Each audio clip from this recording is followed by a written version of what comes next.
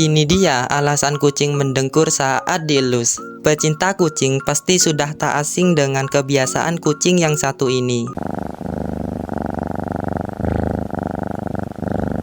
Kucing mendengkur saat dielus ini bisa terjadi karena beberapa alasan. Yang pertama, karena kucing merasa bahagia. Kucing yang mendengkur ketika dielus menandakan bahwa kucing sedang berada di masa bahagia. Yang kedua, kemungkinan kucing sedang lapar. Biasanya, kucing akan selalu mengejar pemiliknya dan akan mendengkur diikuti suara rengekan ketika dielus. Yang ketiga, kucing sedang stres. Dengkuran kucing yang lebih tinggi dari biasanya dan dibarengi dengan nafas terengah-engah, biasanya kucing tersebut sedang mengalami stres. Makanya, bagi para majikan, jika kucing mengalami hal demikian, sebaiknya segera tangani dengan memberikan kucing rasa nyaman, rutin membersihkan kandang dan sebagainya.